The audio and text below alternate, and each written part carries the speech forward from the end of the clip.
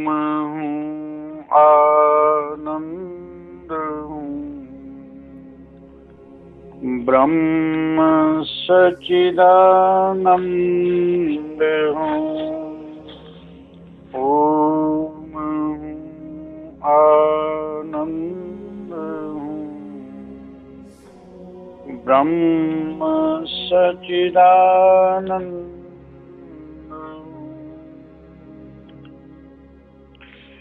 मेरे प्रिय आत्मन,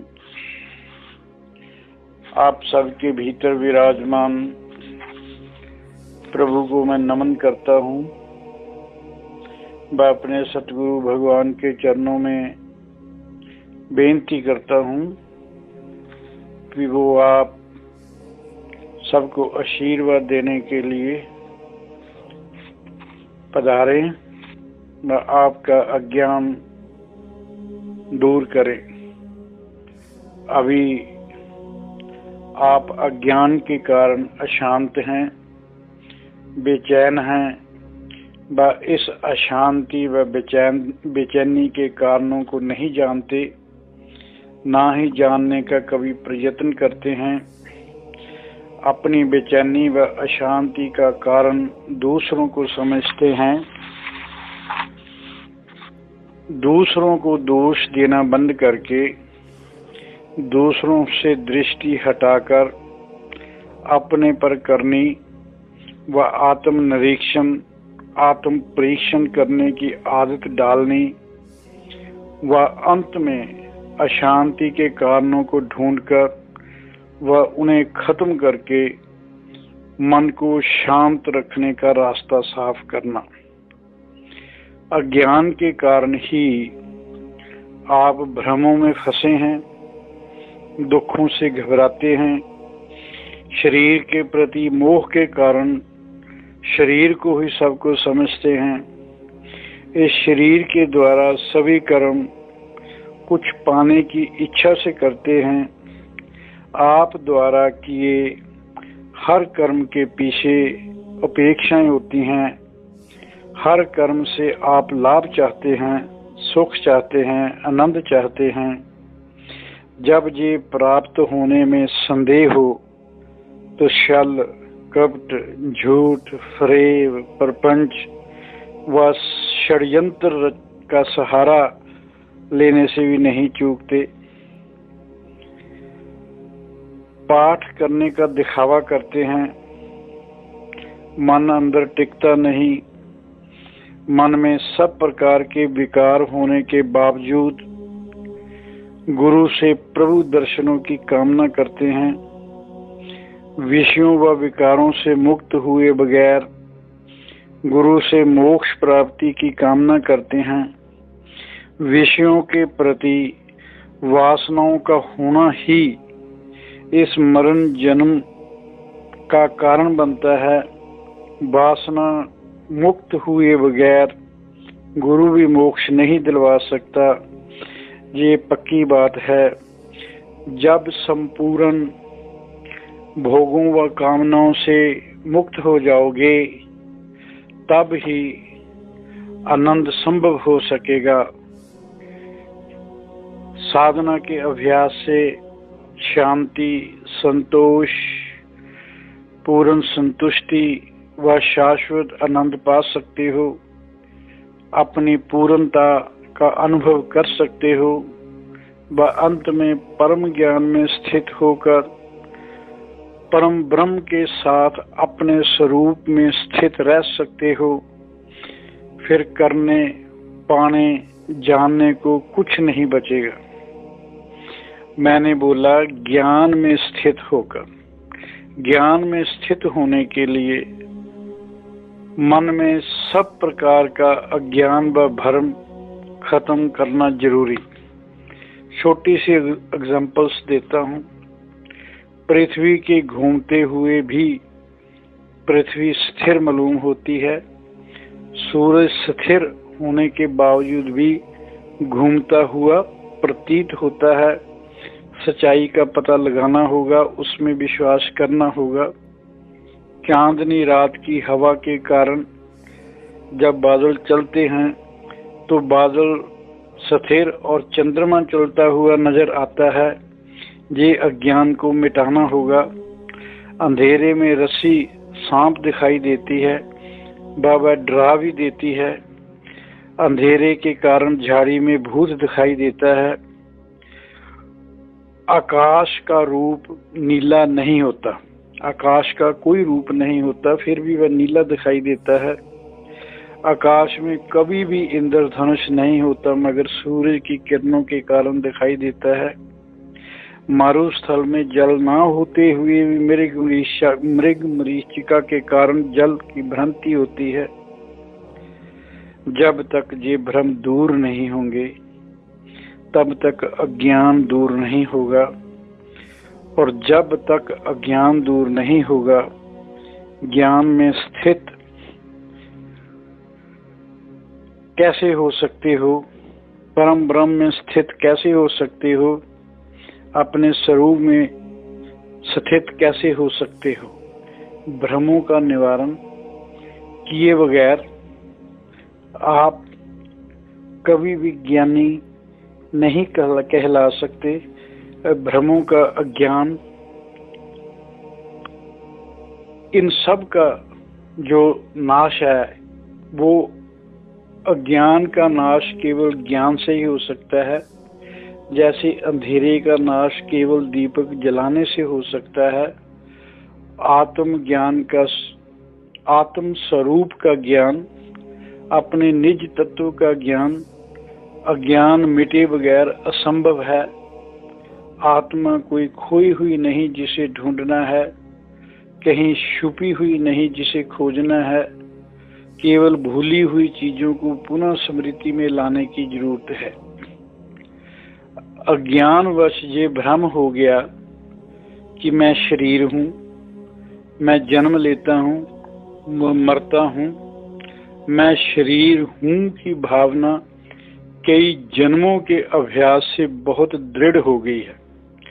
आप में मैं शरीर हूँ की भावना कई जन्मों के अभ्यास से बहुत दृढ़ हो गई है।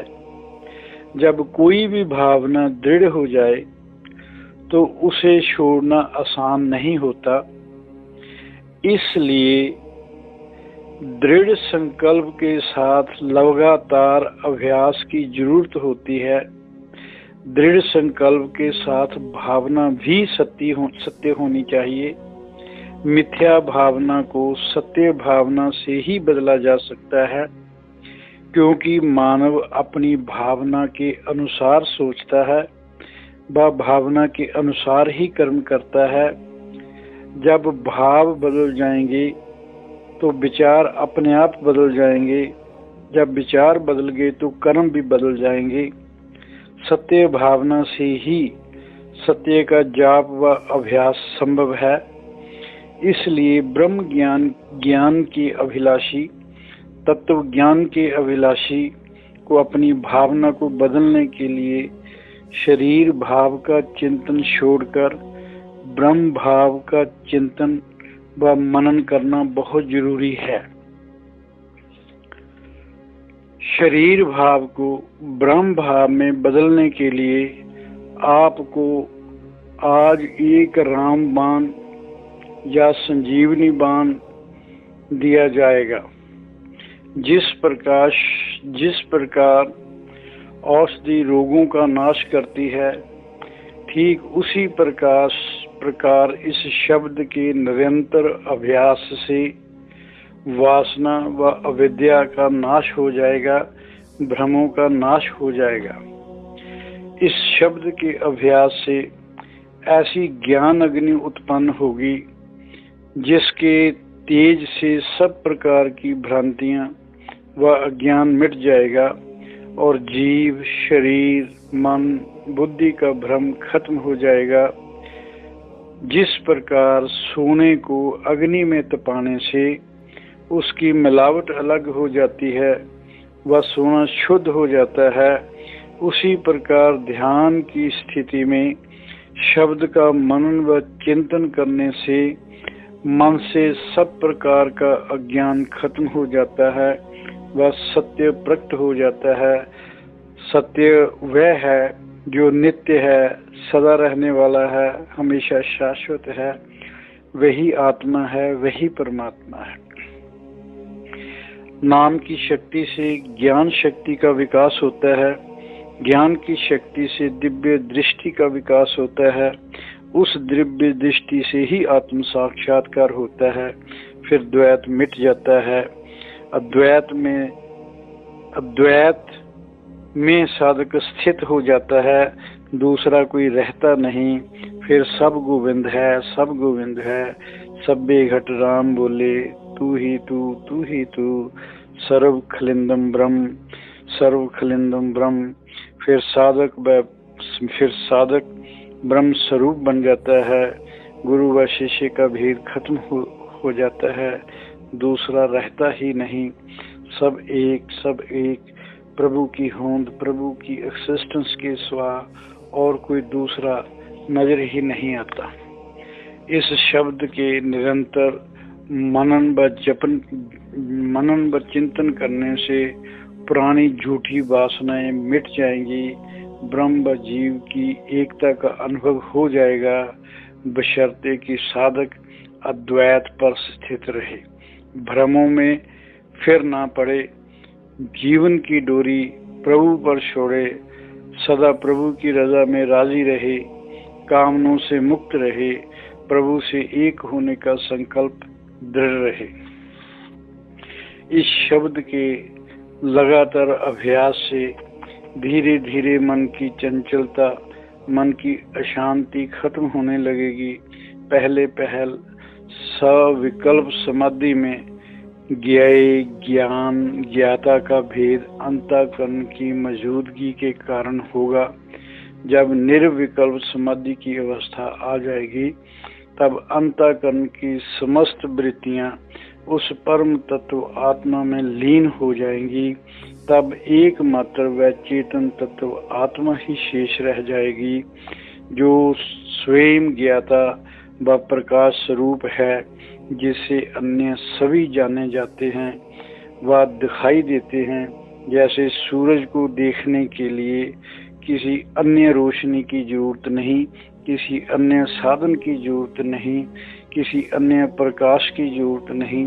इसी प्रकार आत्मा को देखने के लिए किसी दूसरे की सहायता की जरूरत नहीं, ना ही वह किसी अन्य की सहायता से देखी जा सकती है, ना कोई दूसरा उसका अनुभव करवा सकता है। ये आपको खुद ही स्ट्रगल करके पाना है। समाधि अवस्था में जब बुद्धि भी शांत हो जाती है, तब आत्मा के अलावा जानने वाला और कोई बचता ही नहीं। ऐसी स्थिति को प्राप्त कर लेने से आत्मा के साथ जीव का एकीकरण हो जाता है। और जब ऐसी स्थिति आ जाएगी, इसके बारे में, ऐसी स्थिति आने से पहले क्या होगा, इसके बारे में थोड़ा सा मैं आपको हिंट देता हूँ, जो थोड़ा सा बताता हूँ कैसे कैसे आपको करना है, क्या करना है। कोलाहल से मुक्त, अपनी इच्छाओं व कामनों से मुक्त होकर इंद्रियों को अपने वश में करके, जिससे वह अपने विषयों की ओर ना भागें, भाव करें कि मैं शरीर मन बुद्धि नहीं बल्कि आत्मा हूँ, जो पूर्ण चैतन्य है, मेरा स्वरूप आत्मा है, मैं आत्मा ही हूँ। ऐसे अभ्यास से चैतन्य आत्मा का प्रकाश अनुभव किया जा सकता है। ध्यान की स्थिति में जब मन शांत व स्थिर होता है, तब उसकी समस्त वृत्तियां बाहर की ओर ना भागकर एक स्थान पर स्थिर हो जाती हैं। तो सर्वप्रथम उस चेतन आत्मा का आलोक सूरज चढ़ने से पहले जो लालिमा होती है, उसकी भांति उसको आलोक बोलते हैं। आलोक की भांति चेतन आत्मा का प्रकाश होता है। इससे मनुष्य को ज्ञान ज्योति आत्मा का आभास होता है, और ये ज्ञान अंतःकरण को होता है, जिससे द्वैत बना रहता है। ज्ञाता ज्ञान और ज्ञेय का भेद बना रहता है। आलोक से अंधकार तो नाश हो जाता है, अंधेरा तो दूर हो जाता है, परंतु सूर्य के दर्शन नहीं होते। ये आलोक आत्मा नहीं ये सूरज के उदय होने की सूचना है कि सूरज कुछ पलों में उदय हो जाएगा। इसके बाद आत्मा स्वयं प्रकट हो जाती है। या ये कह लो, आलोक के बाद सूर्य प्रकट होता है। जब आत्मा प्रकट होती है तब चित्त खत्म, बुद्धि खत्म, ज्ञान खत्म, ज्ञान प्राप्त करने के सब उपकरण खत्म, बाकी शेष रह जाती है शुद्ध निर्मल आत्मा। उस स्थिति में व्यक्ति का मैं भाव नहीं रहता, केवल बोध रहता है मैं हूँ। यही पूर्ण अवस्था है, यही पूर्ण निर्विकल्प समाधि है। मगर मेरी चेतावनी भी सुन लो, अज्ञान का कारण केवल वासना, वासना अहंकार के कारण उत्पन्न होती हैं। वासना का त्याग इस ज्ञान ज्योति से ही होता है। आप जितना मर्जी प्रयत्न कर लो, वासनाओं का खत्म होना बहुत मुश्किल है। वासना के नष्ट होने से अहंकार अपने आप नष्ट हो जाता है। वासना से ही अहंकार का पोषण होता है और ये सब प्रभु की कृपा के बिना खत्म होना बहुत मुश्किल है। ये तो रही अभ्यास की बात। जीव को कोई भी स्वतंत्र सत्ता नहीं। अब मैं तत्व की बात थोड़ी कर रहा हूँ, क्योंकि जो शब्द है उस पर विश्वास होना भी बहुत मुश्किल है। जो सूक्ष्म वृत्तियां हैं वो काफी इसमें अडंगा डालेंगी। जीव की कोई स्वतंत्र सत्ता नहीं और ना ही भिन्न भिन्न चेतना है। एक ही चेतन शक्ति प्रकृति के भिन्न भिन्न गुणों से संयुक्त होकर विभिन्न रूप ग्रहण करती है, जिससे सभी रूपों की भिन्नता के कारण प्रकृति के विभिन्न गुण ही दिखाई देते हैं। यही भ्रांति का कारण है, क्योंकि हर आकृति के अलग अलग आपको शक्ल, अलग अलग उसके गुण आपको महसूस होते हैं, मगर जो सब उसमें क्रिया करने वाली शक्ति है उसको आप अनुभव नहीं करते, केवल उसके आकार, उसकी आकृति पर ही ध्यान देते हैं। हमारे शरीर का कारण व आधार, या सभी आकृतियों के कारण व उसके आधार का कारण प्रभु की चेतना व क्रिया शक्ति है। परमात्मा का थोड़ा सा अंश ब्रह्म से लेकर सभी प्रकार के छोटे बड़े जीवों को प्राप्त हुआ। उसी चेतना की क्रिया शक्ति अनुसार क्रिया करते हैं। कोई भी जीव व जंतु उसकी चेतना में मौजूद क्रिया शक्ति के बिना कोई क्रिया नहीं कर सकता, और ये संभव ही नहीं कि वो क्रिया कर सके। संसार में मौजूद समस्त जीवधारियों में भिन्न भिन्न चेतना नहीं, एक ही प्रभु रूपी चेतना शक्ति का थोड़ा थोड़ा अंश लिए हुए हैं, जिसका मूल वही ब्रह्म तत्व है। जिस प्रकार थोड़ा सा सूरज का ताप या थोड़े से तेज से जीवन चल सकता है, उसी प्रकार सूर्य के पूर्ण ताप व तेज की जरूरत नहीं। सूरज की गर्मी थोड़ी ही हम बर्दाश्त कर सकते हैं, पूरी तो कर नहीं सकते, ना ही उसकी हमारे शरीर को जरूरत है। असलियत में सूरज के पास बहुत ताप व तेज है जो हम सह नहीं सकते, जीव उसे ग्रहण नहीं कर सकता। दूसरी ध्यान देने योग्य बात की ब्रह्म की चेतन शक्ति प्राणियों के किसी विशेष स्थान पर नहीं, बल्कि उसके रोम रोम में, रेशे रेशे में, शरीर के प्रत्येक कोश में व अणु अणु में व्याप्त है। जिस प्रकार दूध में दही, दही में मक्खन, मक्खन में घी किसी एक विशेष स्थान में नहीं होता, बल्कि दूध पूरे दूध में व्याप्त होता है। जैसे तिलों के तिलों में जो तेल होता है वो किसी एक विशेष जगह पर नहीं इकट्ठा होता, वह पूरे तिलों में होता है। उसी प्रकार जो प्रभु की चेतन शक्ति है, जो प्रभु की चेतना है, वो पूरे शरीर में विद्यमान है। जिस प्रकार ब्रह्म की चेतन सर्वत्र व्यापक है, दूध से मक्खन तिलों से निकालने की विधि का ज्ञान होना चाहिए। इसी प्रकार शरीर में मौजूद चेतना को जानने का ज्ञान भी होना जरूरी है। इस धरती पर सब आकृतियों से श्रेष्ठ आकृति मानव की, केवल इसी आकृति में विवेक की वह प्रभु का ज्ञान, प्रभु को जान सके, प्रभु से एक हो सके। अखिल शक्तिधर अंतर्यामी प्रभु को मैं नमस्कार करता हूँ, जो हमारे शरीर में व्याप्त होकर अपनी ऊर्जा, अपने प्रकाश से हमारी कर्म इंद्रियों, हमारी ज्ञान इंद्रियों, हमारे प्राणों को संजीवित करते हैं। वह हम क्रियाशील रहते हैं, वो सभी में मौजूद है। भगवान भी सब जगह मौजूद।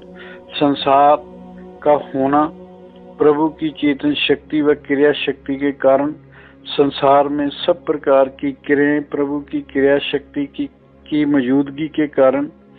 आपका शरीर भी अगर कोई क्रिया शक्ति कर सकता है, कोई क्रिया कर सकता है, तो उस प्रभु की मौजूदगी के कारण।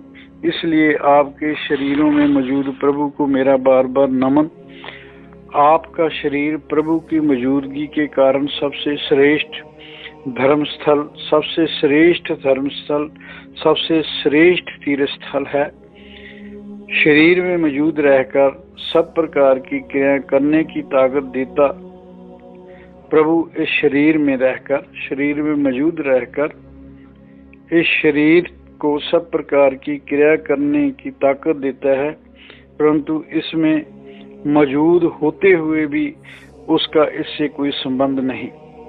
वह सर्वनिवासी होते हुए भी सदा निर्लेप रहता है, किसी से नित्य संबंध नहीं रखता। बार बार जन्म लेने व बार बार मरने वाले जीव से प्रभु का सदा से ही साथ रहा है। जीव का निवास सदा ब्रह्म में रहा है। जीव की सत्ता केवल आत्मा की सत्ता के कारण, आत्मा के बगैर जीव की स्वतंत्र सत्ता नहीं है। जीव जब तक रहेगा, चाहे स्थूल शरीर में रहे, चाहे सूक्ष्म शरीर में रहे, चाहे कारण शरीर में रहे, जीव का निवास सदा ब्रह्म में ही रहेगा।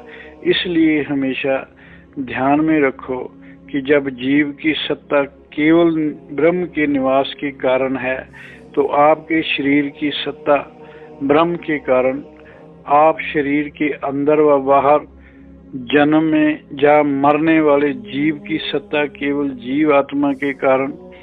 सबसे बड़ा अज्ञान यही है कि जीव को चेतना के निवास का पता नहीं।